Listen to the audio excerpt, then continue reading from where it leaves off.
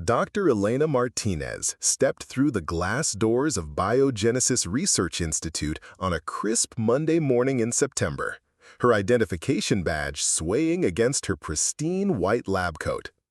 The molecular genetics laboratory hummed with the familiar sounds of centrifuges and automated sequencing machines, but today felt different. Today, she would present her groundbreaking research on genetic compatibility to the board of directors, research that could revolutionize organ transplantation and save thousands of lives.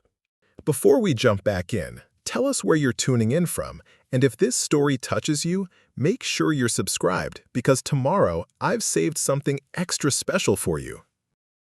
The elevator carried her to the 15th floor, where the executive conference room overlooked downtown Phoenix through floor-to-ceiling windows. Dr. Richard Blackwood, the Institute's chief research director, stood at the head of a mahogany table surrounded by 5 other senior scientists. His silver hair and expensive suit commanded respect, but his eyes held a coldness that had made Elena uncomfortable since her arrival at Biogenesis 6 months earlier. Dr. Martinez, Blackwood announced without looking up from his tablet, "We've reviewed your preliminary findings. While the data shows promise, we have concerns about the reliability of research conducted by someone with your background." Elena felt the familiar sting of discrimination disguised as professional skepticism. Throughout her career, from her undergraduate studies at Stanford to her doctorate from Johns Hopkins, she had encountered colleagues who questioned her capabilities based on her appearance rather than her qualifications. Her mixed heritage, Mexican father, Korean mother, had made her a target for those who believed scientific excellence came from specific ethnic backgrounds. "Sir, my research methodology follows the most rigorous standards in genetic analysis," Elena replied, her voice steady despite the anger building inside her.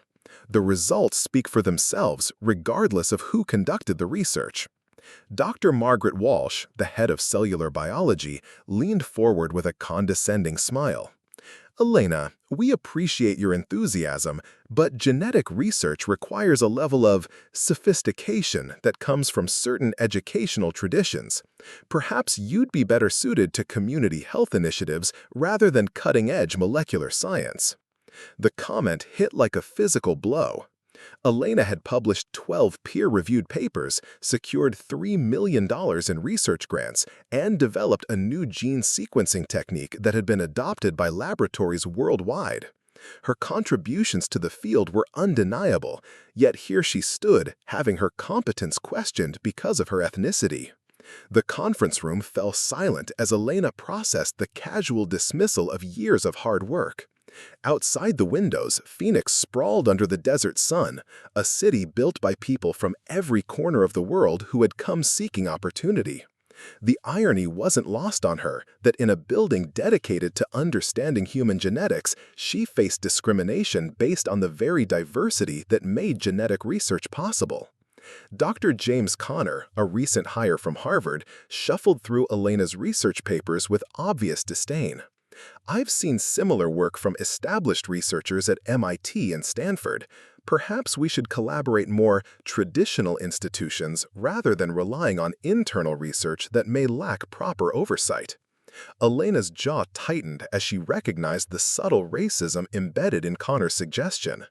Traditional institutions were code for predominantly white research facilities, while proper oversight implied that her work couldn't be trusted without supervision from colleagues they deemed more suitable.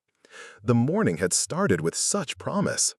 Elena had awakened in her small apartment near the University District, reviewing her presentation one final time. Her research on genetic compatibility markers had revealed patterns that could transform transplant medicine, potentially eliminating organ rejection and saving countless lives. The data was revolutionary, the methodology flawless, and the implications staggering. She had dressed carefully in her best professional attire, understanding that her appearance would be scrutinized as much as her science. Her dark hair was pulled back in a conservative bun, her makeup minimal, her clothing chosen to project competence and authority. Despite these efforts, she now stood in a room where her colleagues saw only her ethnicity rather than her achievements. The research itself had consumed 18 months of her life. Working late into countless nights, Elena had analyzed genetic samples from thousands of donors, searching for compatibility patterns that had eluded previous researchers. Her breakthrough came when she began examining multi-ethnic genetic profiles, discovering that certain combinations of ancestry created unprecedented levels of compatibility across ethnic boundaries. The implications were profound. Traditional organ matching focused on specific genetic markers that were more common within ethnic groups, limiting transplant options for patients who couldn't find compatible donors within their communities. Elena's research showed that individuals with mixed heritage often possessed genetic combinations that made them universal donors or recipients, dramatically expanding the pool of potential matches. Her findings challenged decades of assumptions about genetic compatibility while opening new possibilities for treating previously untreatable conditions. The research represented not just scientific advancement, but a validation of genetic diversity as a strength rather than a complication in medical treatment. Dr. Blackwood closed his tablet with finality. "Dr. Martinez, we've decided to postpone further review of your research until we can arrange external peer review from more established institutions. In the meantime, you'll be reassigned to data entry and laboratory maintenance duties." The demotion was clearly intended to humiliate her into resignation. Elena had seen this pattern before, promising researchers from underrepresented backgrounds being marginalized through bureaucratic maneuvers that appeared professional while serving discriminatory purposes. "Sir, my research is ready for publication in major journals. Delaying it could cost lives while patients wait for compatible organs," Elena protested, her voice carrying the passion that had driven her into medical research. Dr. Walsh's laugh held no warmth. "Elena, you're being dramatic. Medical research requires patience and proper channels. Perhaps if you focused more on following established protocols rather than trying to revolutionize the field, you'd find more success." The dismissal stung because Elena had followed every protocol meticulously. Her research had been reviewed by the Institute's Ethics Board, approved by the Institutional Review Board, and conducted according to the highest scientific standards. The only protocol she had violated was the unspoken expectation that breakthrough discoveries should come from researchers who looked like the men sitting around the conference table. Elena gathered her materials with quiet dignity, refusing to give them the satisfaction of seeing her break. Her research folder contained 5 years of work, hundreds of hours of analysis, and discoveries that could change medicine forever. The fact that it was being dismissed because of her ethnicity rather than evaluated on its merits revealed everything wrong with the scientific establishment. As she prepared to leave the conference room, Dr. Connor made one final comment that crystallized the morning's discrimination. "Perhaps Dr. Martinez would be happier at a facility that specializes in minority health issues. I'm sure there are community clinics that would appreciate her cultural perspective." The suggestion that her value lay in her ethnicity rather than her scientific expertise completed the circle of discrimination she had faced throughout her career. Elena's research transcended cultural boundaries, offering solutions that could benefit patients of all backgrounds, yet she was being pigeonholed based on assumptions about her capabilities and interests. Walking through the laboratory corridors towards her new assignment in the basement data processing center, Elena passed equipment she had helped calibrate, experiments she had designed, and colleagues who avoided eye contact rather than acknowledge the injustice they had witnessed. The Institute's mission statement, prominently displayed in the lobby, spoke of advancing human health through innovative research regardless of background or beliefs. The reality was quite different. Her new workspace occupied a windowless room filled with outdated computers and filing cabinets containing decades of research data. The assignment was clearly designed to waste her talents while encouraging her to seek employment elsewhere. Elena settled into the thin, comfortable desk chair and stared at the stack of data entry tasks that would consume her days instead of the groundbreaking research she was qualified to conduct. The irony of her situation wasn't lost on Elena. Her research on genetic diversity had been dismissed by people who failed to recognize that their own prejudices were limiting scientific progress. The very qualities that made her a target for discrimination, her mixed heritage and outsider perspective, had enabled her to see patterns that traditional researchers had missed. As the morning progressed, Elena began entering data from old research projects, her fingers moving automatically across the keyboard while her mind processed the morning's events. Around her, file cabinets held decades of research conducted by scientists whose work had been valued because of who they were rather than what they discovered. The waste of human potential was staggering. Dr. Elena Martinez spent the next 3 weeks in the basement data processing center, surrounded by the hum of aging computers and the musty smell of old research files. Each morning, she descended from the gleaming laboratories above to her windowless workspace, where boxes of genetic data from the 1990s awaited digitization. The irony wasn't lost on her. She was processing outdated research while her revolutionary findings gathered dust in administrative limbo. Her supervisor for this assignment was Dr. Patricia Chen, a soft-spoken woman in her 40s who had been relegated to data management after a laboratory accident years earlier had damaged her eyesight. Patricia's kind demeanor and obvious intelligence made Elena wonder how many talented researchers had been shuffled into forgotten corners of the institute. "Elena, I know this isn't what you signed up for," Patricia said during her second week, reviewing Elena's progress through thick glasses. "Your reputation precedes you. That paper you published on CRISPR applications was brilliant." The acknowledgement felt like water in a desert. For 3 weeks, Elena had endured colleagues treating her like a failed graduate student rather than an accomplished researcher. She had watched Dr. Connor present preliminary findings from a project she had designed, receiving applause for work that bore her intellectual fingerprints. "Thank you, Dr. Chen. It's frustrating to see important research sidelined because of politics," Elena replied, careful not to explicitly mention the racial dimension of her treatment.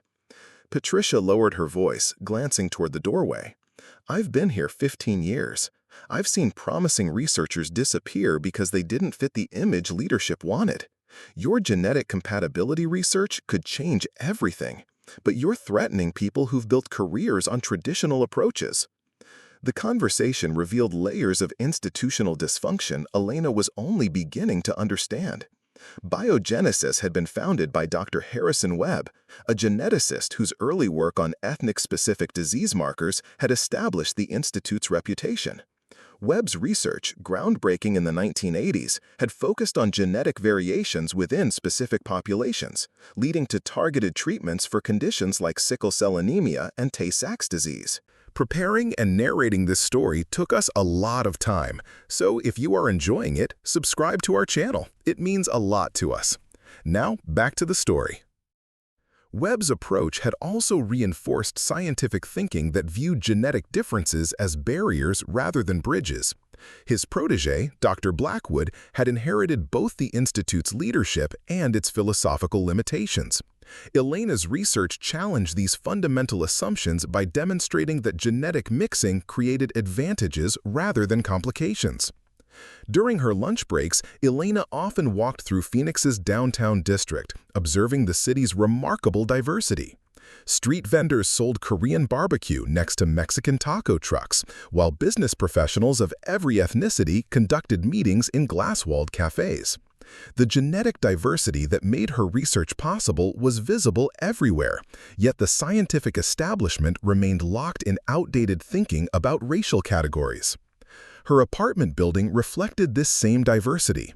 Mrs. Sarah Johnson, her elderly African-American neighbor, shared gardening tips with Kim Park, a young Korean immigrant studying engineering at Arizona State University.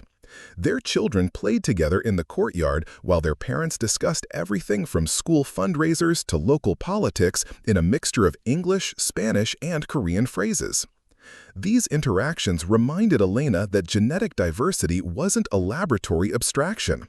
It was the lived reality of millions of families whose mixed heritage created new possibilities rather than medical complications. Her research simply quantified what these communities had always known. Diversity was strength, not weakness. Back at the Institute, Elena's exile to data processing had an unexpected benefit. The historical files she was digitizing contained decades of genetic samples and analysis that previous researchers had considered unimportant. Working through boxes of failed experiments and inconclusive studies, Elena began noticing patterns that connected to her own research. A 1995 study by Dr. Maria Santos had documented unusual genetic markers in patients of mixed Native American and European heritage. Santos had noted superior immune responses and lower rates of autoimmune disorders, but her findings had been dismissed as statistically insignificant. Elena recognized that Santos had been observing the same genetic advantages her own research was revealing. Another forgotten study from 2001 by Dr. Michael Thompson had tracked organ transplant success rates among patients with diverse ethnic backgrounds. Thompson's data showed that recipients with mixed heritage had significantly lower rejection rates, even with less closely matched donors. His paper had been rejected by major journals for insufficient sample size and questionable methodology. Elena realized she was discovering a pattern of suppressed research that challenged dominant theories about genetic homogeneity. Scientists who had observed the advantages of genetic mixing had been marginalized, their work buried in basement storage rooms, while the scientific establishment continued promoting research that reinforced existing biases. Working late one evening, Elena discovered a particularly intriguing file from Dr. Rebecca Kim, a researcher who had been forced out of biogenesis in 1998. Kim's notes described genetic profiles she called bridge genotypes, individuals whose mixed ancestry created genetic sequences that could interface with multiple ethnic backgrounds. Kim's preliminary research suggested these individuals might serve as universal donors for organ transplantation, blood transfusion, and even genetic therapy. Kim's work had been terminated abruptly after she presented her findings to the same board that now controlled Elena's research. According to personnel files, Kim had been accused of conducting unauthorized experiments and violating research protocols. Elena suspected the real reason was that Kim's discoveries threatened the institute's research paradigm and the careers built upon it. The following morning, Elena requested permission to contact Dr. Kim, who was now teaching genetics at a community college in California. Dr. Chen approved the request, recognizing the historical value of connecting current research with previous work. When Elena reached Kim by phone, the older scientist's voice carried both excitement and caution. "Dr. Martinez, I've followed your career with great interest," Kim said from her office in Los Angeles. "Your CRISPR work was exactly the kind of innovation I hoped to see when I left corporate research. Are you experiencing resistance to your genetic compatibility findings?" Elena described her current situation carefully, unsure how much to reveal about the discrimination she was facing. Kim's knowing laugh suggested she understood the subtext. "Elena, let me share something that might help your research. Before I left biogenesis, I collected genetic samples from volunteers in my community, Korean immigrants married to Latino partners, their children and grandchildren. The genetic profiles I documented showed remarkable compatibility markers that transcended traditional ethnic boundaries." Kim explained that her research had identified specific gene sequences that appeared when certain ethnic combinations produced offspring. These bridge genes created individuals who could serve as genetic intermediaries between populations that traditional medicine considered incompatible. The pharmaceutical industry wasn't interested in research that suggested genetic mixing created advantages, Kim continued. They preferred developing separate treatments for separate populations, rather than acknowledging that diversity might be the solution to medical challenges. The conversation lasted 2 hours as Kim shared detailed findings that she had been forced to abandon 23 years earlier. Elena took careful notes, recognizing how Kim's suppressed research could strengthen her own findings. The bridge genotype concept provided a theoretical framework that explained the compatibility patterns Elena had observed in her data. After ending the call, Elena felt a mixture of validation and frustration. Her research wasn't just correct, it was part of a larger body of suppressed science that could have been saving lives for decades if institutional prejudice hadn't interfered. The waste of human potential extended beyond her own career to include patients who had died waiting for compatible organs while the scientific establishment ignored research that could have helped them. That afternoon, Dr. Connor visited the data processing center with a smug expression that immediately put Elena on alert. He carried a folder marked confidential and made a show of reviewing documents while speaking loudly enough for everyone to hear. "Dr. Martinez, I thought you should know that we've submitted your research to external review at Harvard Medical School. Dr. William Bradford, who leads their genetic research division, has agreed to evaluate your methodology and conclusions." The announcement was clearly intended to intimidate Elena.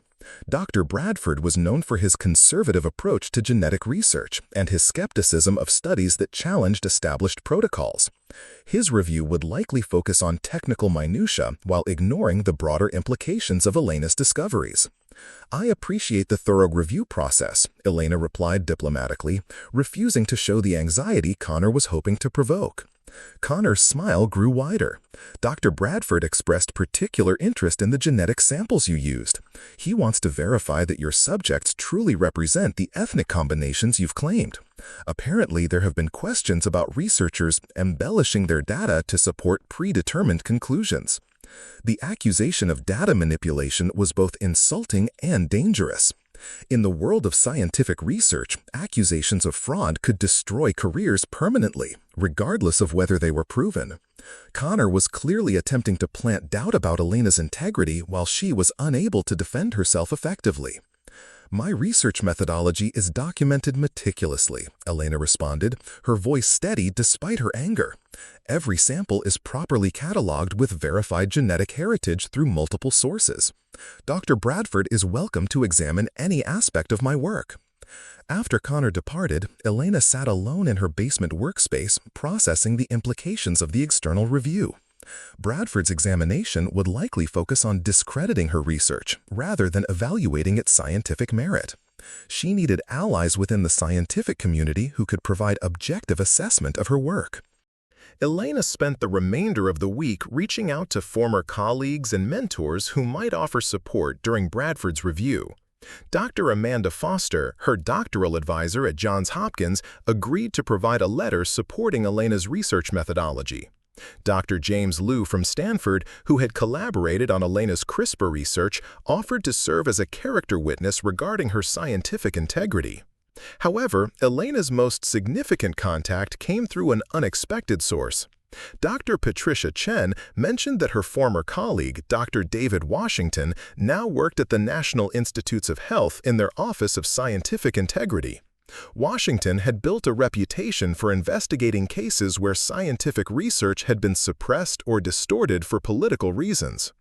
When Elena contacted Washington's office, she was surprised to receive a return call within hours.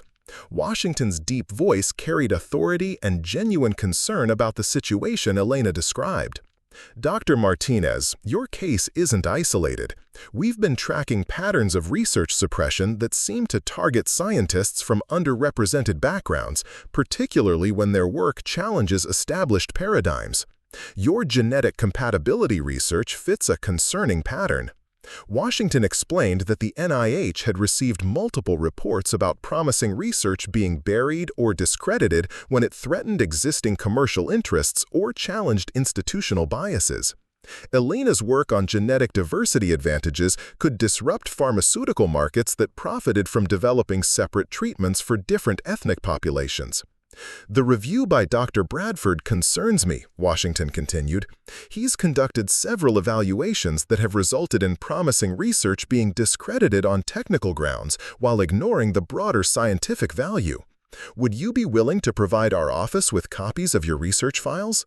Elena agreed immediately, recognizing that federal oversight might provide protection that institutional channels couldn't offer. Washington's investigation could establish whether her treatment represented isolated discrimination or part of a broader pattern affecting scientific research.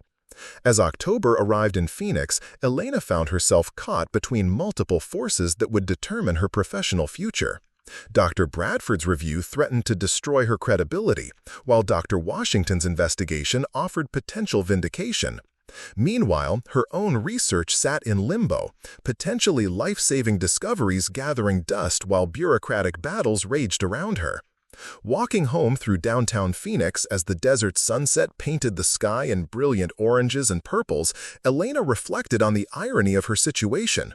The city around her thrived because of diversity, while the scientific institution where she worked remained trapped in thinking that viewed her mixed heritage as a limitation rather than a strength. Tomorrow would bring new challenges as the various investigations and reviews began in earnest. Elena had allies now, but she also faced powerful opposition from people who viewed her success as a threat to their own positions. The battle for scientific truth was just beginning, and Elena was determined to ensure that her research would eventually save the lives it was designed to protect. The emergency call came at 2:47 a.m. on a Thursday morning, jolting Elena from restless sleep. Her phone displayed an unknown number with a Phoenix area code, but something compelled her to answer despite the late hour. "Dr. Martinez, this is Dr. Jessica Reynolds from Phoenix General Hospital. I apologize for calling so late, but we have a critical situation that might require your expertise." Elena sat up in bed, immediately alert. "What kind of situation?" "We have a 12-year-old patient, Marcus Thompson, who needs an immediate bone marrow transplant. He has a rare form of leukemia, and we've exhausted all matches in the National Registry. His genetic profile is unusual, mixed African American, Latino, and Asian heritage. Our hematologist remembered reading about your genetic compatibility research and thought you might have insights." The irony struck Elena immediately. While her research was being buried by institutional prejudice, a child's life hung in the balance because of the very genetic diversity her work could address. She threw on clothes and drove through the empty Phoenix streets toward the hospital, her mind racing through possibilities. Phoenix General's pediatric oncology ward buzzed with urgent activity despite the early hour. Dr. Reynolds, a tired-looking woman in her 50s, met Elena at the nurses' station with medical charts and genetic test results spread across a rolling cart. "Marcus was adopted from an international agency," Dr. Reynolds explained, leading Elena toward the patient's room. "His biological parents' genetic histories are limited, but we know he represents at least 3 distinct ethnic backgrounds. Traditional matching protocols aren't working because his genetic markers don't fit standard categories." Elena studied the genetic profiles with growing excitement. Marcus's DNA showed exactly the kind of complex heritage patterns her research had identified as advantageous for medical treatments. His mixed ancestry created genetic sequences that could potentially interface with donors from multiple ethnic backgrounds. The pediatric oncology team gathered around Elena as she explained her findings using Marcus's case as a real-world example. Dr. Kevin Park, the attending hematologist, listened with obvious skepticism that gradually transformed into fascination. "You're suggesting that this child's mixed heritage creates genetic advantages rather than complications?" Dr. Park asked, reviewing Elena's analysis of Marcus's genetic profile. "Exactly. Traditional matching focuses on ethnic-specific markers, but mixed heritage individuals often possess genetic sequences that serve as bridges between populations.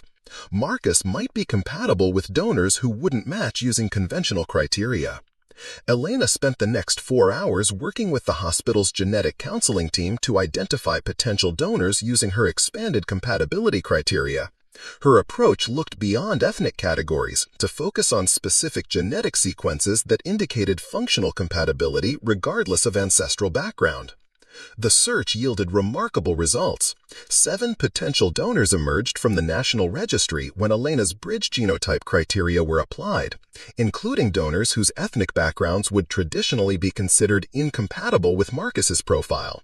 The most promising match was Sarah Kim Rodriguez, a 28-year-old teacher from Los Angeles, whose Korean-Mexican heritage created genetic patterns that complemented Marcus's complex ancestry. While the hospital team began contacting potential donors, Elena found herself in the family waiting room with Marcus's adoptive parents, David and Linda Thompson. The middle-aged couple had been maintaining a bedside vigil for 3 weeks, watching their son grow weaker while traditional medicine failed to find solutions. "Dr. Martinez, we don't understand all the genetic details, but Dr. Reynolds says you might have found a way to help Marcus. Linda said, her voice hoarse from exhaustion and stress. Elena felt the weight of responsibility as she looked at these desperate parents. Her research wasn't just academic theory. It represented hope for families facing impossible medical challenges because of genetic diversity that traditional medicine couldn't accommodate. Dr. Thompson leaned forward, his engineer's mind seeking concrete details. Are you saying that Marcus being adopted from different ethnic backgrounds actually helps his treatment options? That's exactly what I'm saying. Traditional medicine sees genetic mixing as a problem to solve, but my research shows it's often a solution to explore. Marcus's DNA contains sequences that could make him compatible with donors from multiple populations. The conversation was interrupted by Dr. Reynolds, who approached with obvious excitement. Dr. Martinez, Sarah Kim Rodriguez have agreed to donate bone marrow. Her initial compatibility tests using your criteria show remarkable potential for successful transplantation. Elena felt a surge of validation mixed with overwhelming responsibility.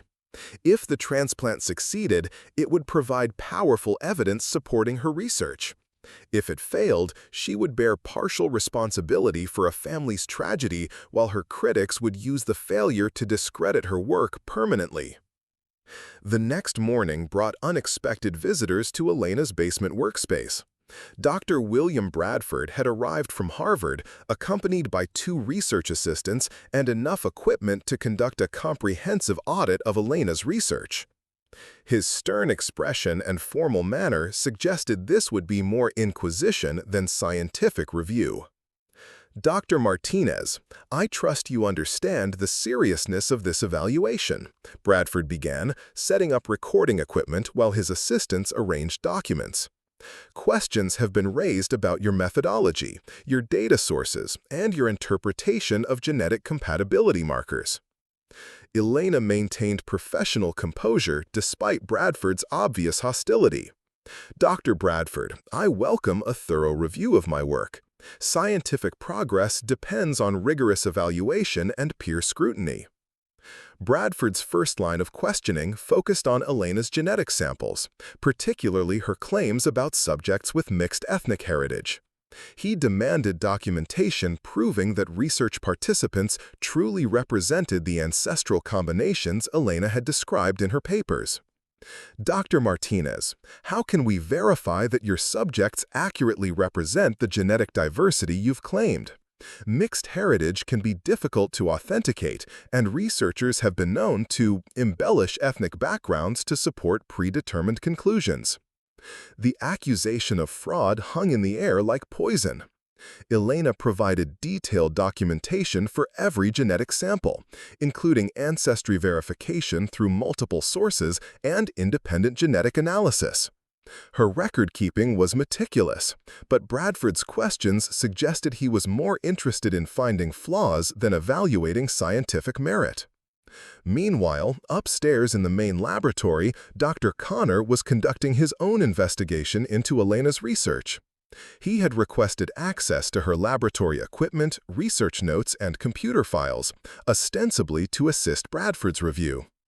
Elena suspected Connor was actually searching for ammunition to discredit her work while positioning himself to claim credit for any valuable discoveries. Dr. Patricia Chen watched these developments with growing concern. During lunch, she shared her observations with Elena in the hospital cafeteria, speaking quietly to avoid surveillance. Elena, I've seen this pattern before. They're building a case to destroy your credibility while appropriating your research for their own use. Dr. Connor has been photographing your laboratory notes and requesting copies of your genetic databases. The warning confirmed Elena's suspicions about the true purpose of Bradford's review. Rather than evaluating her research objectively, they were constructing a justification for stealing her work while discrediting her as a scientist. That afternoon brought news from Phoenix General that Marcus Thompson's bone marrow transplant was proceeding better than expected. Sarah Kim Rodriguez's donation had been successfully transplanted, and early indicators suggested excellent compatibility using Elena's bridge genotype criteria. Dr. Reynolds called Elena with updates that validated her research methodology. The genetic integration is remarkable. Marcus's body is accepting the donor cells with minimal rejection responses. Dr. Park says he's never seen such smooth compatibility between donors from different ethnic backgrounds. Elena felt a mixture of professional vindication and personal relief. Marcus's successful treatment provided concrete evidence that her research could save lives, regardless of the political battles raging around her academic career. However, Dr. Bradford's investigation was intensifying.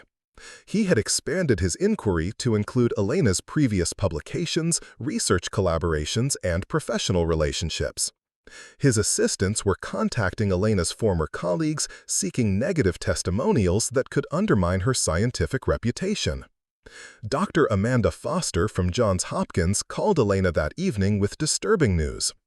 "Elena, I received a call from Dr. Bradford's team asking very leading questions about your doctoral research. They seemed more interested in finding problems than understanding your work. I provided strong support for your integrity, but I'm concerned about their approach." Elena realized she was facing a coordinated campaign designed to discredit her credibility before her research could gain broader acceptance. The success of Marcus's transplant threatened to validate her work, making it essential for her critics to discredit her before other hospitals began adopting her methods. Dr. David Washington's investigation from the NIH was proceeding simultaneously, but through different channels. His team was examining patterns of research suppression that extended beyond Elena's individual case to include systemic discrimination affecting multiple scientists from underrepresented backgrounds. Washington called Elena with preliminary findings that placed her situation in a broader context. "Dr. Martinez, we've identified at least 12 researchers whose work on genetic diversity advantages has been suppressed or discredited over the past decades. The pattern suggests coordinated efforts to maintain existing research paradigms regardless of scientific evidence." The federal investigation was uncovering evidence that pharmaceutical companies and research institutions had financial incentives to suppress research showing advantages of genetic diversity. Elena's work threatened lucrative markets for ethnic-specific treatments while challenging academic careers built on outdated theories about genetic compatibility. As the week progressed, Elena found herself caught between competing investigations that would determine not only her professional future but the fate of her potential life-saving research. Bradford's review threatened to brand her as a fraudulent researcher, while Washington's investigation could expose the discrimination and corruption surrounding her treatment. Meanwhile, Marcus Thompson's recovery continued exceeding medical expectations. His successful transplant was attracting attention from other pediatric oncologists, who were requesting information about Elena's genetic compatibility methods. Word was spreading through medical networks that traditional matching protocols might be missing critical opportunities to save patients with complex ethnic backgrounds. Dr. Patricia Chen called Elena from California with news that could change everything. "Elena, I've been following Marcus's case through medical networks. His success validates research I've been conducting independently for 20 years. I have genetic profiles from over 300 individuals with mixed heritage, data that could support your findings while exposing the research suppression we've both experienced." Kim's offer to share her suppressed research represented a potential breakthrough. Combined with Elena's data and Marcus's successful treatment, they could present overwhelming evidence that genetic diversity created medical advantages rather than complications. However, Elena's critics were mobilizing their own response. Dr. Blackwood announced that Biogenesis would be conducting an internal investigation into Elena's use of institutional resources for unauthorized research. The accusation was both false and dangerous, potentially providing legal justification for terminating her employment while seizing control of her research. The battle lines were drawn for a confrontation that would determine whether scientific truth or institutional prejudice would prevail. Elena's research represented more than academic discovery. It embodied the potential to transform medical treatment for millions of patients whose genetic diversity had been viewed a limitation rather than a strength. Standing in her basement workspace late Friday evening, surrounded by decades of suppressed research and fighting for the survival of discoveries that could save countless lives, Elena prepared for the most critical phase of her professional battle. The success of Marcus's transplant had proven her research work, but powerful forces were determined to ensure that proof never reached the broader scientific community. The weekend would bring final preparations for a confrontation where the stakes extended far beyond individual careers to encompass the future of genetic medicine and the treatment of patients whose mixed heritage represented humanity's genetic future rather than its medical complications. Monday morning arrived with the force of a thunderstorm. Elena discovered her keycard access had been revoked when she tried to enter the main laboratory building. Security guard Tony Valdez, a friendly man who had always greeted her warmly, now avoided eye contact as he explained that Dr. Blackwood had issued new access restrictions pending the completion of internal investigations. "I'm sorry, Dr. Martinez. I don't like this any more than you do, but I have to follow orders," Tony said quietly, his discomfort obvious. "Dr. Chen is waiting for you in the basement. She said to tell you there's been some developments." Elena descended to the data processing center to find Patricia Chen surrounded by boxes of files and looking more agitated than Elena had ever seen her. 2 security cameras had been installed over the weekend, their red lights blinking ominously as they monitored every movement in the previously overlooked basement workspace. "Elena, we have problems," Patricia said, gesturing toward a formal letter on her desk. "Biogenesis has launched a full internal audit of your research activities. They're claiming you used institutional resources for unauthorized experiments and violated protocols regarding human subjects research." The accusations were carefully crafted to destroy Elena's credibility while providing legal cover for seizing her research. Elena had followed every protocol meticulously, but institutional investigations could manipulate procedures to reach predetermined conclusions regardless of actual compliance. "They've also frozen your access to all research databases and confiscated your laboratory equipment," Patricia continued. "Dr. Connor has been appointed as custodian of your genetic samples and data files during the investigation." Elena felt a surge of anger at the transparent theft of her life's work. Connor's appointment as custodian meant her research would likely be repackaged under different authorship while she faced professional destruction through false accusations. However, Patricia's next revelation provided a crucial lifeline. "Before they locked down your files, I managed to create backup copies of your essential research data. It's technically against policy, but I couldn't watch important medical research disappear into institutional politics."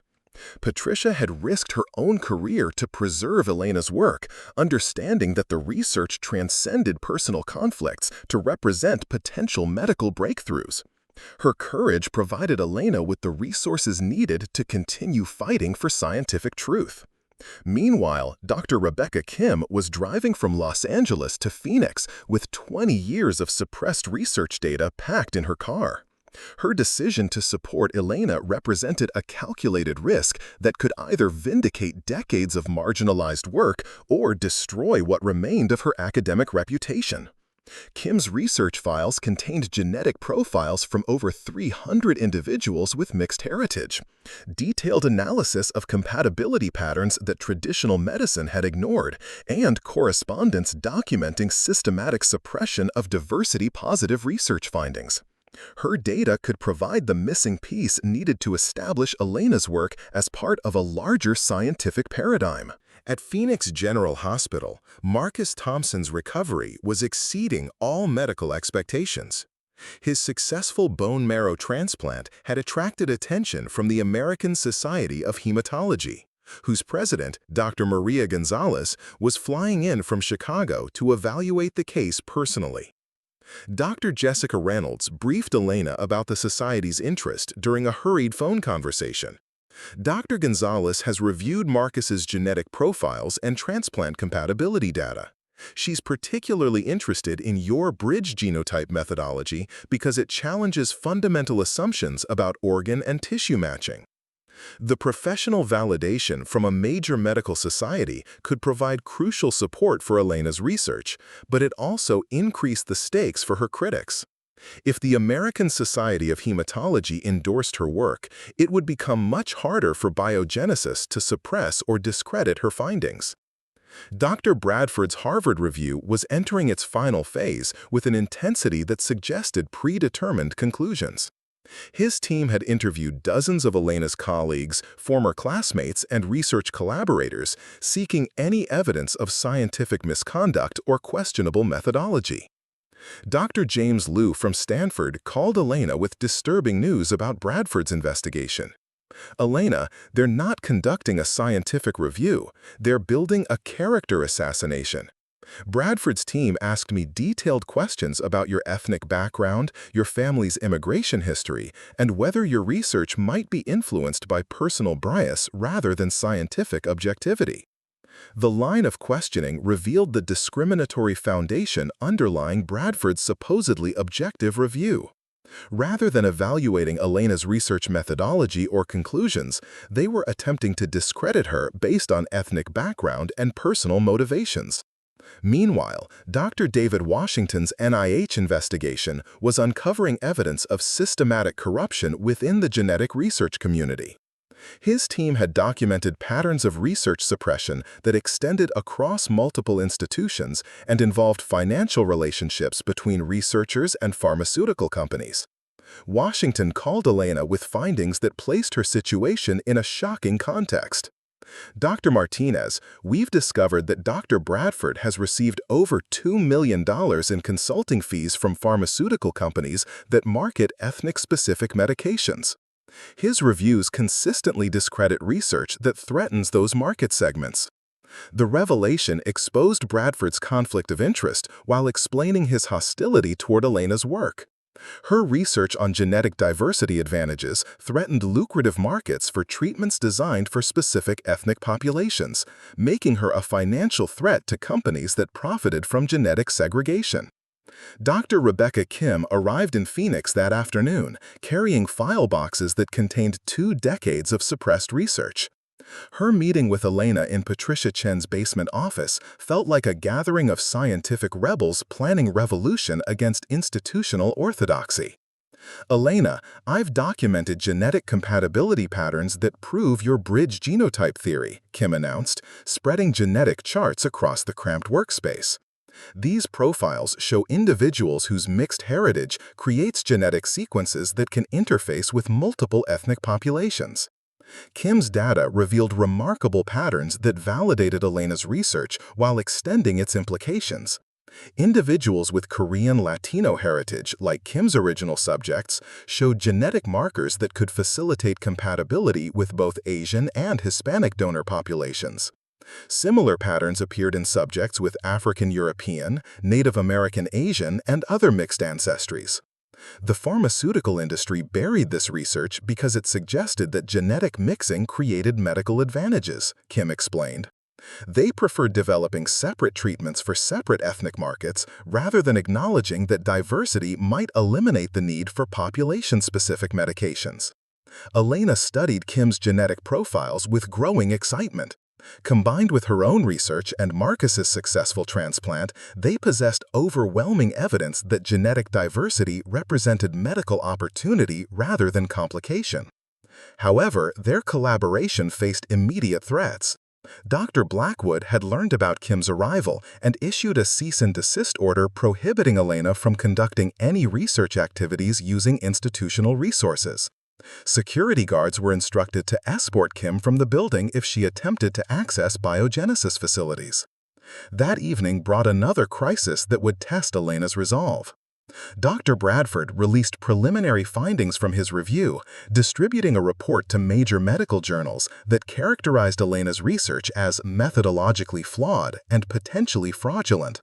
The report questioned her genetic sampling procedures, challenged her statistical analysis, and suggested that her conclusions were influenced by personal bias rather than scientific objectivity.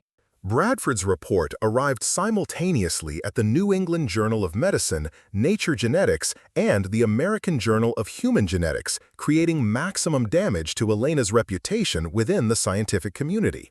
The coordinated distribution suggested careful planning designed to prevent Elena from responding effectively to the accusations. Dr. Amanda Foster called Elena immediately after receiving Bradford's report at Johns Hopkins. "Elena, this isn't a scientific review, it's a hatchet job. Bradford is questioning your integrity without providing any credible evidence of misconduct. I'm preparing a formal response defending your research methodology and character." However, Bradford's report was already generating consequences. The University of Arizona, where Elena had been considered for a faculty position, withdrew their job offer, citing concerns about research integrity. Two medical conferences canceled Elena's scheduled presentations, claiming they needed to reassess the validity of research under investigation. The professional assassination was proceeding exactly as Elena's critics had planned.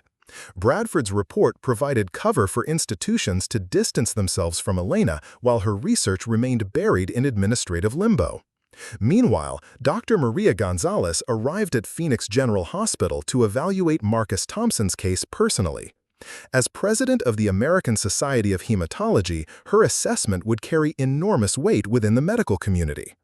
Dr. Reynolds briefed Gonzalez about Elena's bridge genotype methodology while Marcus underwent comprehensive testing to evaluate his transplant integration.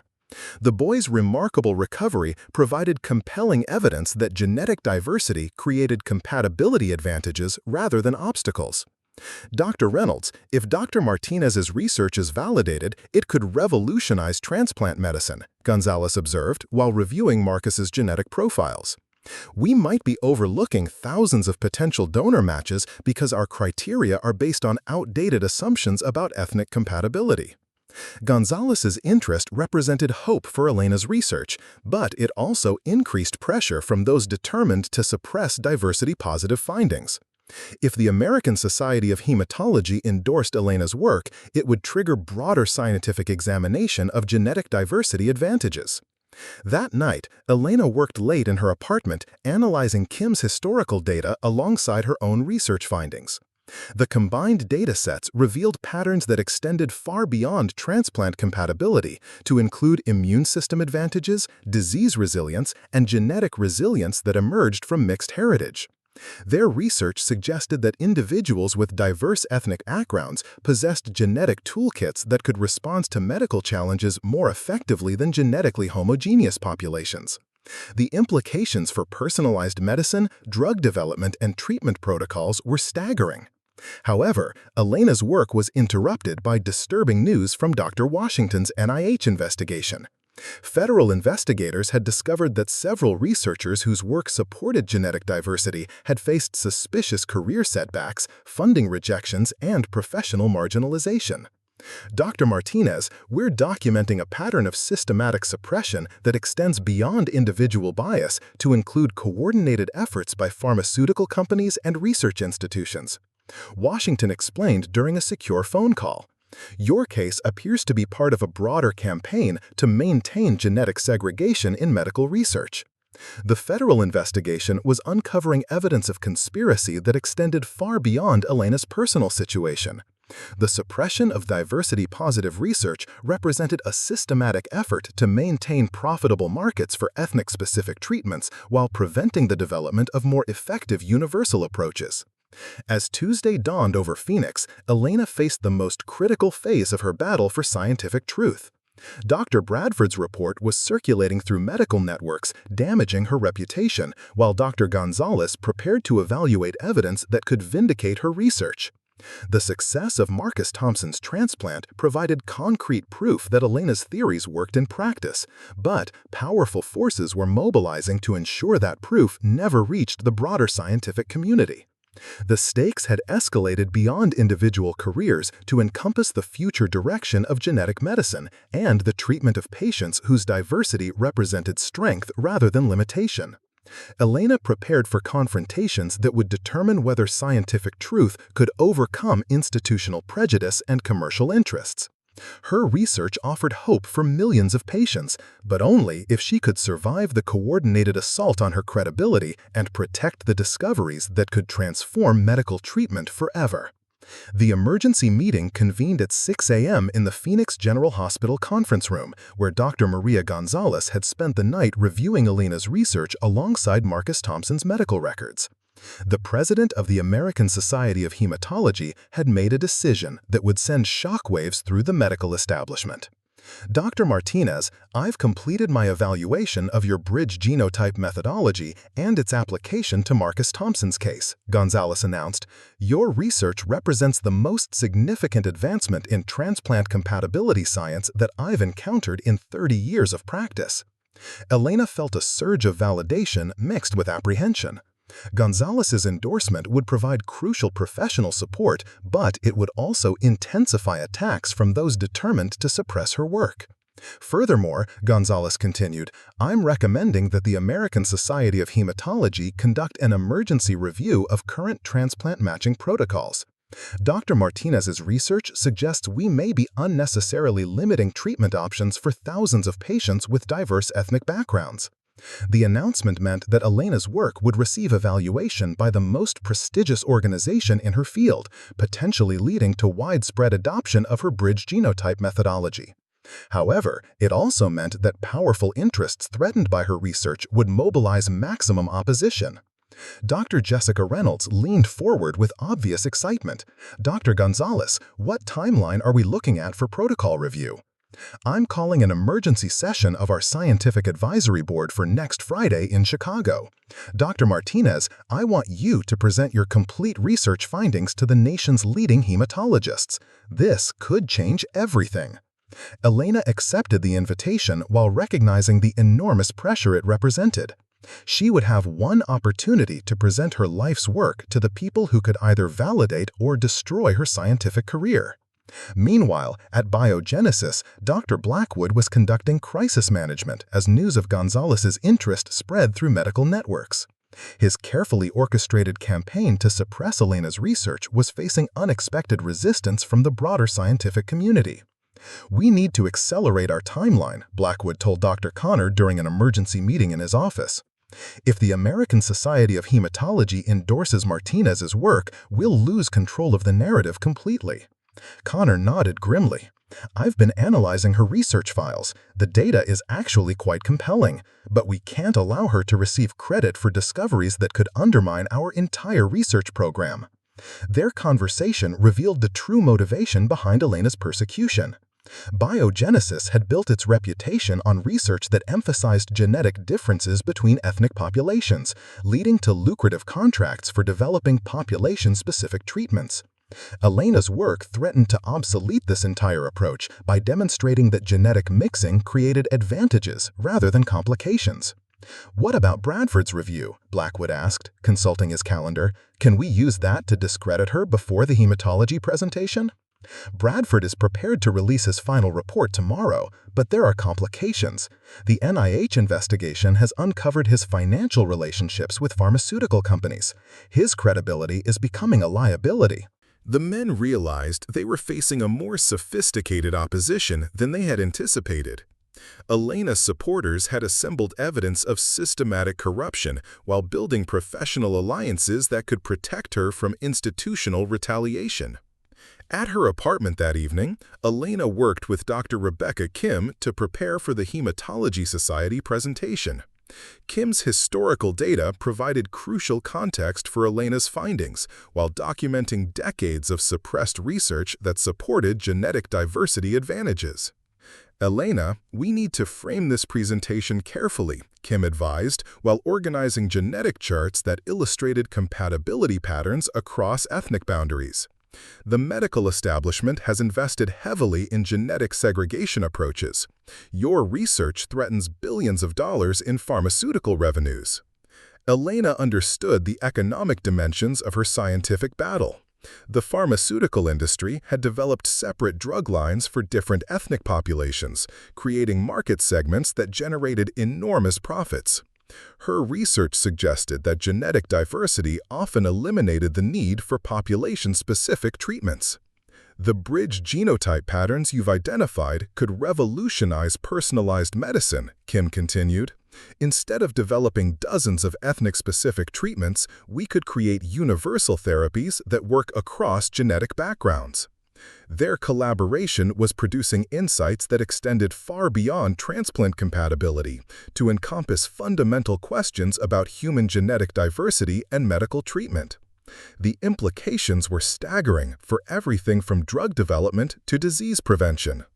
However, their work faced immediate threats from unexpected sources. Dr. Patricia Chen called Elena with alarming news about developments at Biogenesis. Elena, security has been asking questions about my backup of your research files. I think they suspect I preserved your data before the lockdown. Dr. Blackwood has scheduled a meeting with me tomorrow morning. Patricia's career was now at risk because of her support for Elena's research. The institutional retaliation was expanding to include anyone who had assisted Elena or questioned the suppression of her work. Meanwhile, Dr. David Washington's NIH investigation was uncovering evidence that reached the highest levels of scientific administration. Federal investigators had documented communications between research institutions, pharmaceutical companies, and government officials that revealed coordinated efforts to suppress diversity-positive research. Dr. Martinez, we've discovered that the suppression of genetic diversity research extends to federal funding decisions, Washington explained during a secure conference call. Researchers whose work supports mixing advantages have been systematically denied grants, while those promoting genetic segregation receive preferential treatment. The federal investigation was revealing corruption that infected the entire scientific establishment. Elena's case represented a single example of systematic discrimination that had been occurring for decades across multiple institutions and research fields. Washington's most disturbing discovery involved Dr. Bradford's role in previous research suppression cases.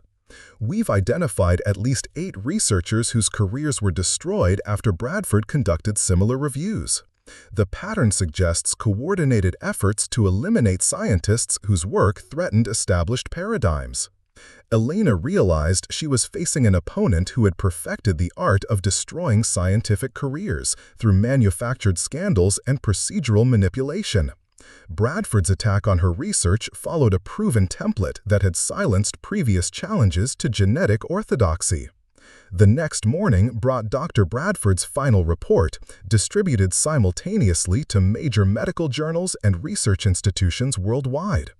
The document was a masterpiece of scientific character assassination, questioning every aspect of Elena's research while avoiding direct accusations that could trigger legal challenges.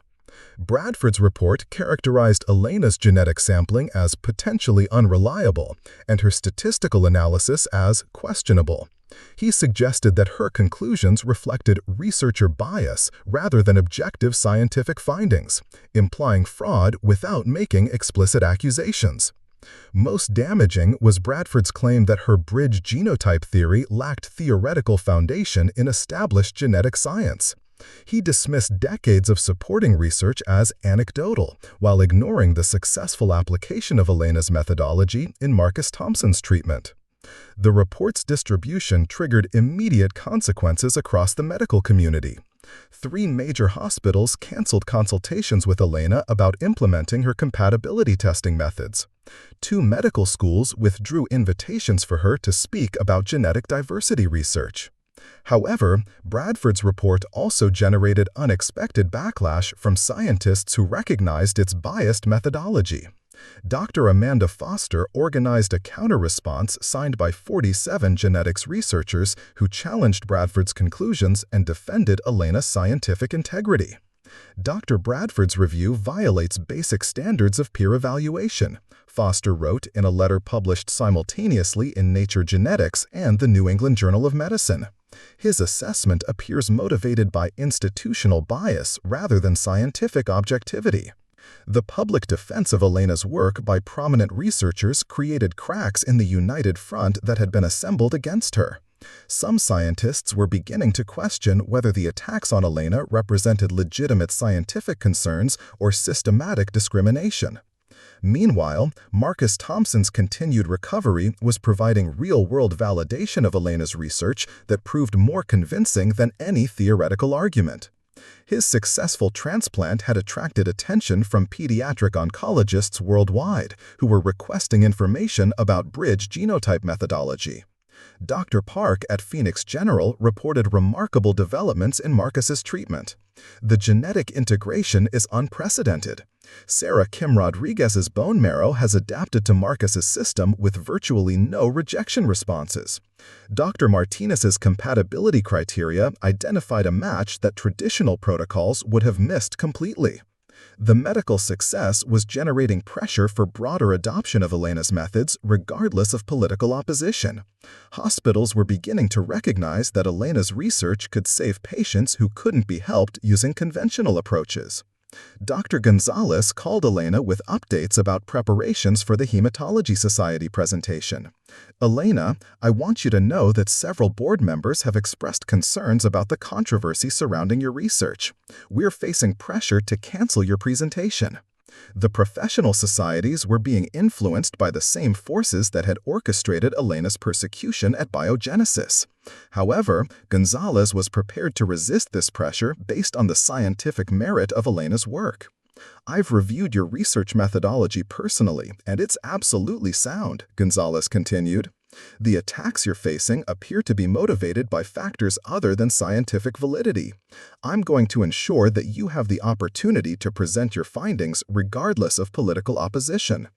Elena felt grateful for Gonzalez's courage while recognizing the risks the society president was taking. Supporting controversial research could damage Gonzalez's own career while exposing the American Society of Hematology to institutional retaliation. That afternoon brought news that Elena's situation was attracting international attention.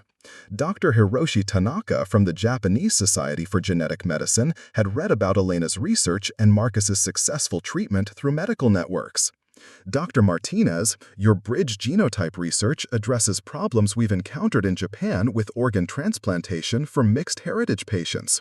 We have significant populations with Japanese Korean, Japanese Chinese, and Japanese Western ancestries who face compatibility challenges using traditional matching criteria." Elena's work was gaining support from international researchers who recognized its global implications. Genetic diversity was increasing worldwide through immigration and intermarriage, making Elena's research relevant far beyond American medical practice. Meanwhile, Dr. Patricia Chen was facing her own crisis at Biogenesis. Her meeting with Dr. Blackwood had resulted in suspension pending investigation of her role in preserving Elena's research data. The institutional retaliation was expanding to punish anyone who had supported Elena's work. "Elena, they're trying to force me to testify against you in their internal investigation," Patricia explained during a phone call from her home. "They want me to claim that you violated research protocols and conducted unauthorized experiments." The pressure on Patricia revealed the desperation of Elena's opponents as their control over the narrative began slipping. The success of Marcus's treatment and growing international interest in Elena's research were undermining efforts to suppress her work through institutional manipulation. As the week progressed toward Elena's crucial presentation in Chicago, battle lines were crystallizing between forces that represented scientific progress and institutional resistance to change. Elena's research offered hope for millions of patients whose genetic diversity had been viewed as a medical complication rather than an advantage. The presentation to the American Society of Hematology would determine whether Elena's discoveries would transform medical practice or be buried by the same corruption that had suppressed similar research for decades. The stakes extended far beyond individual careers to encompass the future of genetic medicine and treatment of humanity's increasingly diverse population. Elena spent her final preparation days working with Dr. Kim to assemble the most compelling case possible for the bridge genotype methodology. Their combined research represented 40 years of work that could revolutionize medicine if they could overcome the powerful forces aligned against scientific truth and genetic diversity. The Palmer House Hotel in Chicago buzzed with nervous energy as the American Society of Hematology's emergency scientific session convened on Friday morning. Elena stood in the marble-columned lobby, clutching her presentation materials while watching the most influential blood specialists in North America arrive for what could be the most important scientific presentation of her career. Dr. Maria Gonzalez approached with a mixture of confidence and concern etched across her face. "Elena, I need to prepare you for what we're facing today. Dr. Bradford flew in yesterday with a delegation from Harvard, and they've been lobbying board members to cancel your presentation." Elena felt her stomach tighten. Even here, at what should have been neutral scientific ground, her opponents were working to silence her research before it could receive fair evaluation. "What's their argument?" Elena asked, adjusting her professional blazer that she hoped would convey authority despite the tremor in her hands. "They're claiming that presenting unvalidated research to our society could damage our reputation if the methodology is later discredited. Bradford has been showing board members his review, emphasizing the questions about your genetic sampling procedures." The conference room filled gradually as hematologists from across the continent took their seats. Elena recognized faces from medical journals and conferences, researchers whose opinions could make or break careers in genetic medicine. The weight of their collective judgment pressed down on her shoulders. Dr. William Hartwell, the Society's research ethics chairman, called the session to order with unusual formality. "Colleagues, we're here to evaluate research that could significantly impact transplant medicine protocols. However, questions have been raised about the validity of this research that require careful consideration." Elena realized immediately that the deck was stacked against her. Hartwell's introduction framed her presentation as problematic rather than promising, setting a tone that favored her critics before she could speak. Dr. Bradford rose from his seat in the front row, his silver hair and expensive suit commanding immediate attention. "Before Dr. Martinez presents her findings, I believe the Society should understand the serious concerns that have emerged about her research methodology and conclusions." Bradford's 15-minute presentation systematically attacked every aspect of Elena's work without allowing her to respond. He questioned her genetic sampling procedures, challenged her statistical analysis, and suggested that her conclusions reflected bias rather than scientific evidence. "Most concerning," Bradford concluded, "is the lack of independent validation for Dr. Martinez's bridge genotype theory. We cannot recommend changes to established medical protocols based on research that hasn't undergone rigorous peer review." The irony was staggering. Bradford's own review had violated every principle of rigorous peer evaluation, yet he was using procedural arguments to dismiss Elena's work while his own conflicts of interest remained hidden from the audience. Elena finally received permission to speak, approaching the podium with materials that represented 5 years of meticulous research. The hostile atmosphere in the room was palpable, but she had faced discrimination before and survived. "Colleagues, I appreciate this opportunity to present research that could transform transplant medicine for patients with diverse ethnic backgrounds," Elena began, her voice steadier than she felt.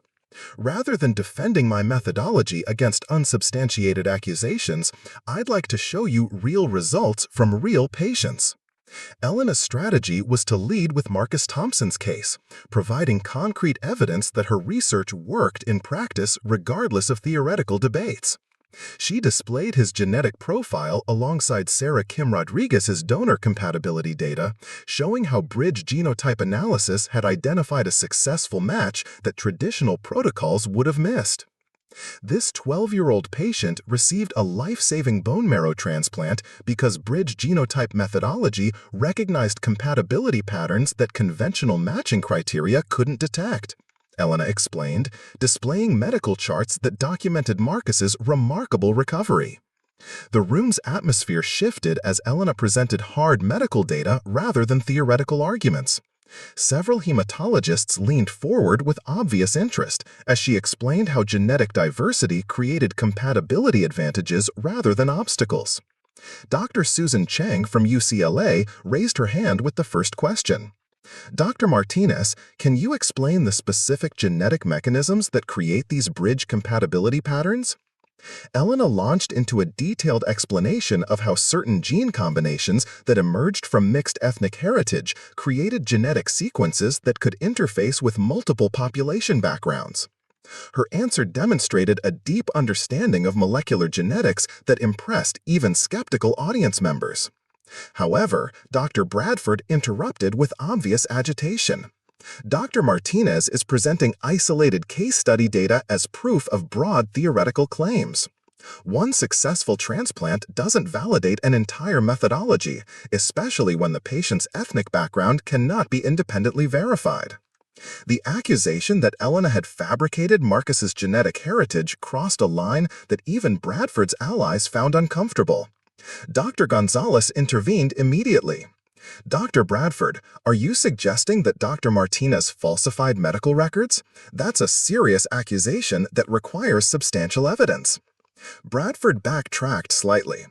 I'm simply noting that mixed ethnic heritage can be difficult to authenticate, and researchers have been known to embellish subject backgrounds to support predetermined conclusions. Elena felt fury rising, but maintained professional composure. Dr. Bradford, Marcus Thompson's genetic profile has been verified through multiple independent laboratories.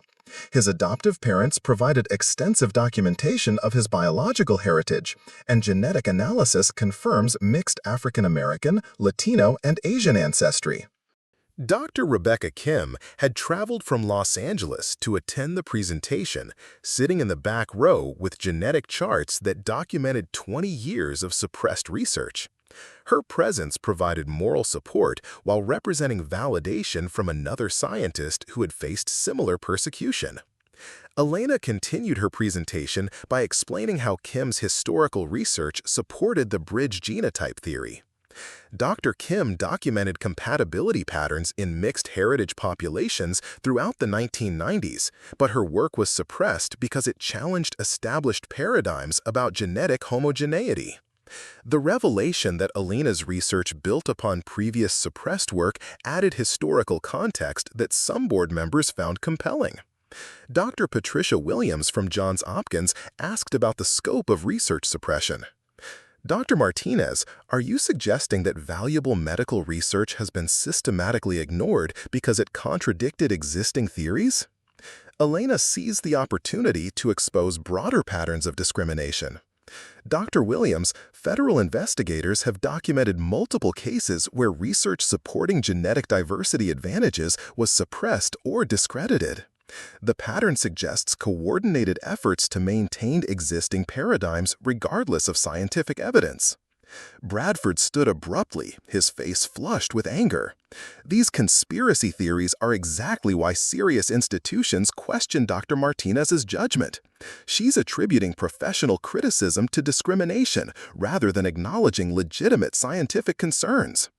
The exchange revealed Bradford's strategy of dismissing discrimination claims as paranoia, while positioning himself as the voice of scientific objectivity.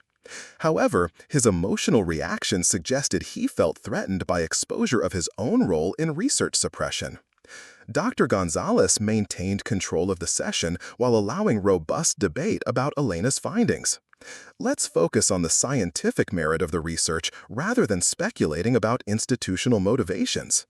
Elena presented additional case studies from Phoenix General Hospital where her bridge genotype methodology had identified successful donor matches for patients with complex ethnic backgrounds.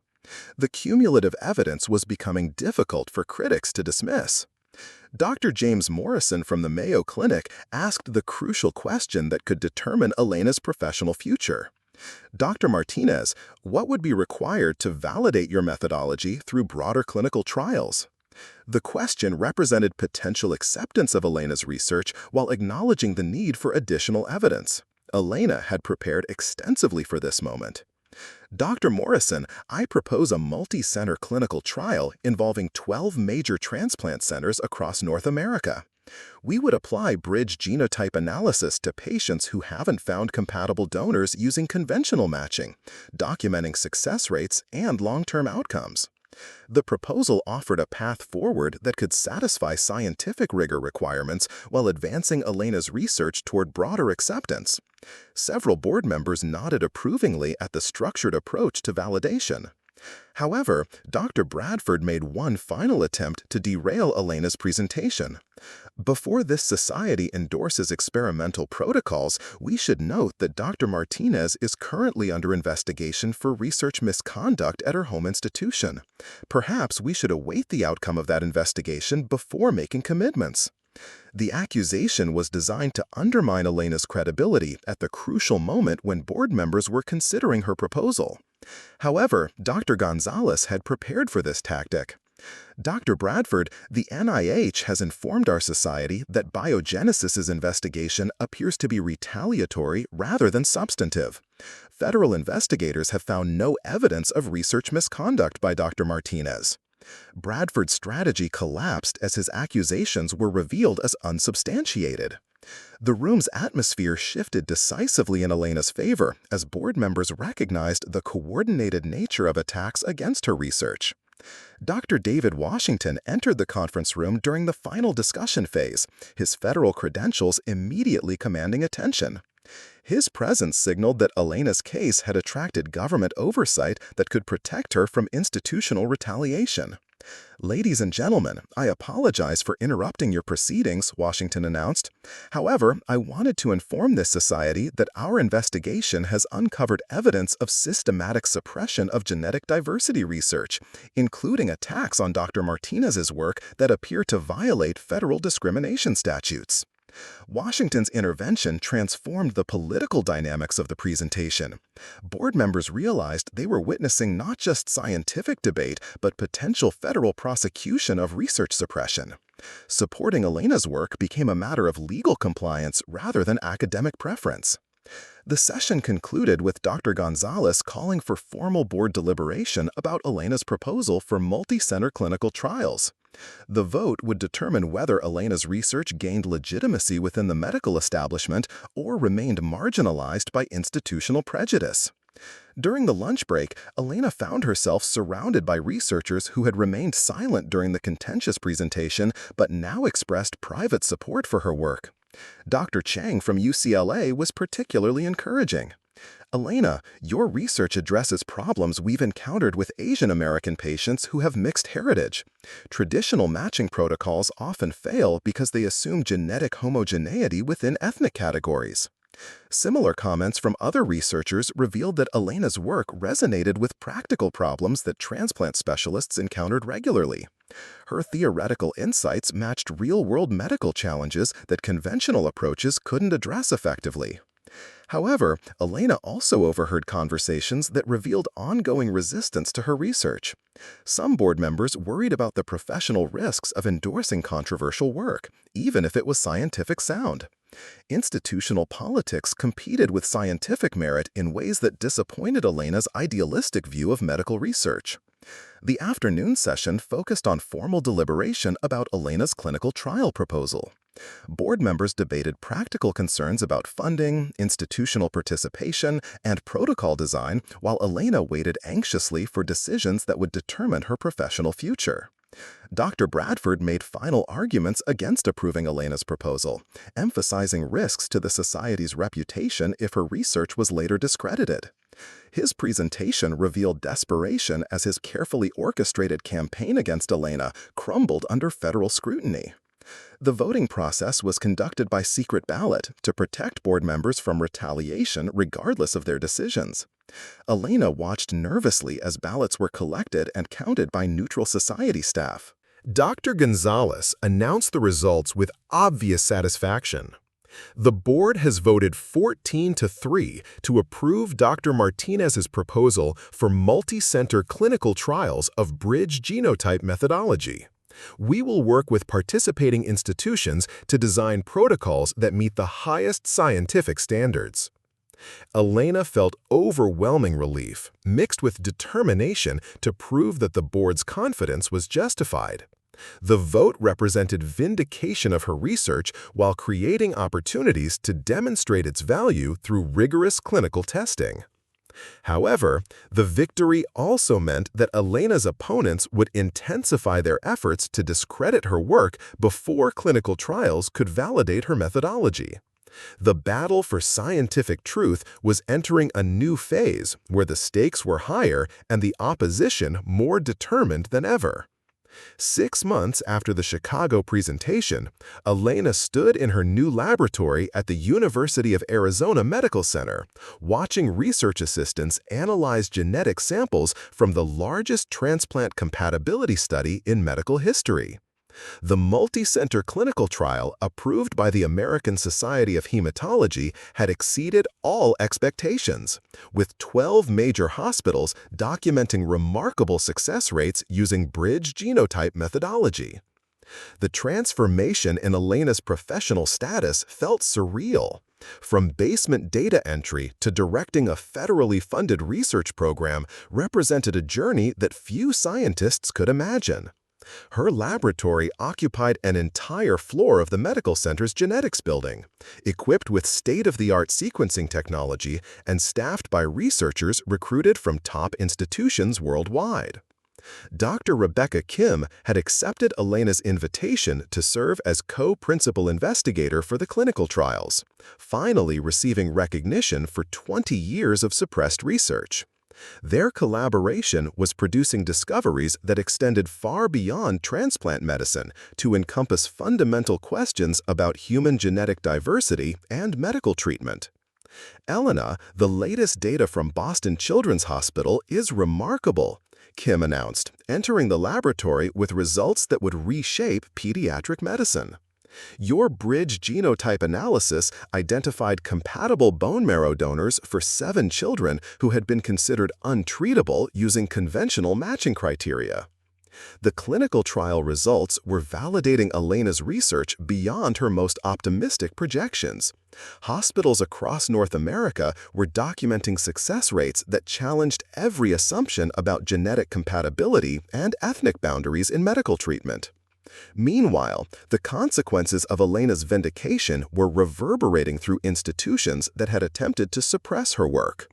Biogenesis Research Institute faced federal investigation for civil rights violations, with Dr. Blackwood and Dr. Connor suspended pending completion of criminal charges related to research theft and discrimination. Dr. David Washington's NIH investigation had expanded into a comprehensive examination of research suppression that extended across multiple institutions and pharmaceutical companies. His findings were generating congressional hearings about corruption in medical research and systematic discrimination against scientists from underrepresented backgrounds. Dr. Martinez, our investigation has documented over 40 cases where research supporting genetic diversity advantages was suppressed or discredited, Washington explained during a secure conference call from his Washington office.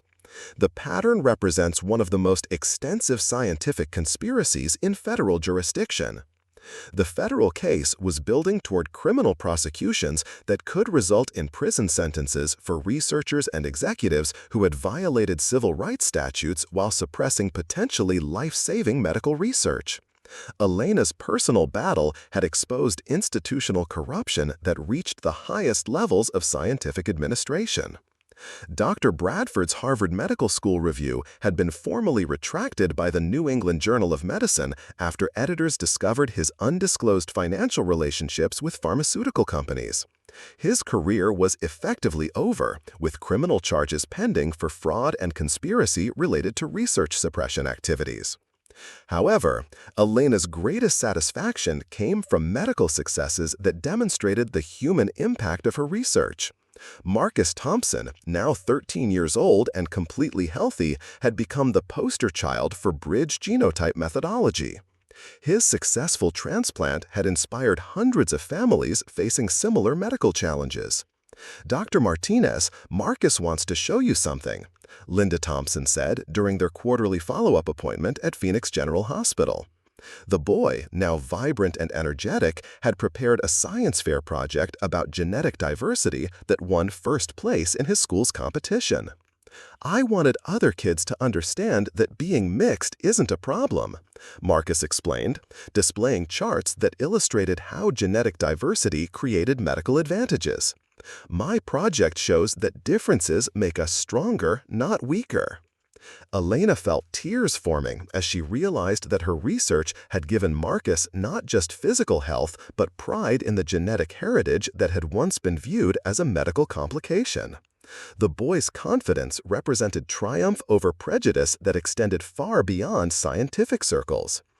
The international response to Elena's work was equally gratifying. Dr. Hiroshi Tanaka's Japanese research consortium had implemented bridge genotype protocols that were revolutionizing transplant medicine throughout Asia. Similar programs were developing in Europe, Australia, and South America, as global medical communities recognized the advantages of genetic diversity. Dr. Martinez, your research has transformed medical practice for mixed heritage populations worldwide, Tanaka reported during a video conference from Tokyo. We're documenting success rates that were unimaginable using traditional ethnic-specific matching criteria. Elena's methodology was being adopted internationally while training programs spread bridge genotype analysis to medical centers in dozens of countries. Her research had achieved the global impact that she had dreamed about during her darkest moments of professional persecution. The University of Arizona had established the Martinez Center for Genetic Diversity Research, providing Elena with permanent institutional support for continuing investigations into the medical advantages of mixed heritage populations. The center attracted researchers from around the world who wanted to contribute to expanding understanding of genetic diversity benefits. Dr. Patricia Chen had joined Elena's research team after Biogenesis settled her wrongful termination lawsuit for 7 figures. Patricia's experience with research suppression provided valuable insights for documenting historical patterns of discrimination while preventing future cases. Elena, we're receiving applications from researchers whose work was suppressed at other institutions, Patricia reported during their weekly staff meeting. The center is becoming a refuge for scientists who faced persecution for challenging genetic orthodoxy. The refuge function of Elena's center represented broader changes in scientific culture as funding agencies and institutions implemented new protections for researchers whose work challenged established paradigms. Elena's case had created precedents that would protect future generations of innovative scientists. The pharmaceutical industry was adapting to Elena's discoveries with dramatic shifts in drug development strategies. Companies that had invested billions in ethnic-specific treatments were redirecting resources toward universal therapies that could benefit genetically diverse populations more effectively. Dr. Sarah Mitchell, CEO of Genomic Therapeutics, visited Elena's laboratory to discuss collaboration opportunities that represented a complete reversal of industry attitudes toward diversity research. Dr. Martinez, your bridge genotype research suggests we can develop more effective treatments by embracing genetic mixing rather than avoiding it. The commercial validation of Elena's work provided financial resources for expanding research while ensuring that her discoveries would be translated into practical medical applications. Industry support created sustainable funding for long-term investigations that could benefit millions of patients. Elena's personal life had also been transformed by her professional vindication. She had purchased a home in the foothills outside Phoenix where she could enjoy desert sunsets while reflecting on the journey from discrimination victim to internationally recognized researcher. Her relationship with Dr. Michael Rodriguez, a cardiologist she had met during the clinical trials, represented the kind of personal happiness that had seemed impossible during her darkest professional moments. Their engagement reflected confidence in a future where genetic diversity was celebrated rather than stigmatized. Elena, I admire how you transformed discrimination into determination, Michael said during a quiet dinner overlooking the desert landscape. Your courage changed not just science, but society's understanding of what diversity means. The recognition felt validating while reminding Elena that individual battles could create collective progress when supported by moral courage and scientific integrity. Her willingness to defend personal honor had generated institutional transformation that would benefit countless future researchers and patients. The first annual International Conference on Genetic Diversity in Medicine convened at Elena Center, attracting over 800 researchers from 47 countries. The gathering represented the establishment of genetic diversity as a legitimate scientific field worthy of international academic attention. Elena's opening keynote addressed the audience of researchers whose work was expanding understanding of how genetic mixing created medical advantages across multiple specialties. Colleagues, we gather to celebrate science that recognizes human diversity as strength rather than limitation. The conference featured presentations on genetic diversity advantages in cardiology, neurology, immunology, and psychiatry. Elena's bridge genotype theory was being applied across medical specialties while generating new insights about human genetic potential. Dr. Rebecca Kim received a Lifetime Achievement Award for her decades of pioneering research that had been suppressed until Elena's work provided validation. Kim's recognition represented justice delayed but not denied for scientists whose courage had preserved important discoveries through years of institutional hostility. The conference concluded with establishment of new research initiatives that would continue expanding understanding of genetic diversity advantages while training the next generation of scientists to recognize mixing as a medical opportunity rather than complication. Elena's laboratory was now processing genetic samples from over 50,000 volunteers who wanted to contribute to research that could benefit mixed heritage populations worldwide. The volunteer response demonstrated public support for science that celebrated rather than segregated human genetic diversity. The legal consequences of Elena's case continued reverberating through courts and institutions as federal prosecutors secured convictions against researchers and executives who had violated civil rights statutes. Dr. Blackwood received a 4-year federal prison sentence for conspiracy and fraud related to research suppression activities. Dr. Connor faced similar charges, while Biogenesis Research Institute paid $50 million in civil penalties and agreed to implement comprehensive reforms preventing future discrimination. The institutional consequences created deterrent effects that would protect future researchers from similar persecution. Congressional hearings led by Representative Maria Santos resulted in the Scientific Integrity Protection Act, which created federal oversight mechanisms for research institutions while establishing legal protections for scientists whose work challenged established paradigms. Elena's case had generated legislative changes that would prevent systematic research suppression.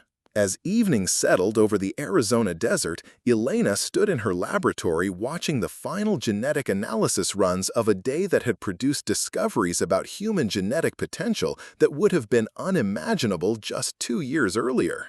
Her research was saving lives while transforming scientific understanding of diversity advantages.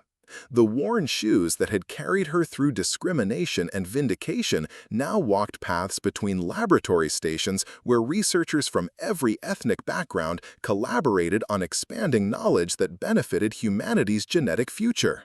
The journey that began with defending personal dignity had evolved into advancing collective scientific progress. Marcus Thompson's photograph occupied a place of honor in Elena's office, reminding her that research success was measured not in publications or awards, but in lives saved and futures made possible. The boy's healthy smile represented triumph over prejudice that extended far beyond individual careers to encompass society's understanding of genetic diversity. Elena's phone buzzed with a message from Dr. Gonzalez announcing that the American Society of Hematology had selected her to receive their highest honor for advancing medical science. The recognition felt gratifying while reminding Elena that individual achievement meant nothing without opportunities to help others facing similar challenges. Walking home through Phoenix streets where diversity thrived in everything from cuisine to commerce, Elena reflected on the transformation that had begun with a simple refusal to accept discrimination. Her mixed heritage, once viewed as professional liability, had become the foundation for discoveries that were revolutionizing medical treatment worldwide. The purple flowers blooming in her garden reminded Elena of the genetic mixing that created new possibilities rather than complications. Her research had proven that diversity represented strength, while discrimination represented waste of human potential that society could no longer afford. Tomorrow would bring new challenges as Elena's work expanded into additional medical specialties while training programs spread bridge genotype methodology to institutions worldwide. The mission that began with defending personal honor had evolved into advancing scientific truth that would benefit millions of patients whose genetic diversity represented humanity's medical future. The stars emerging over the Arizona desert had witnessed countless stories of courage and perseverance throughout human history.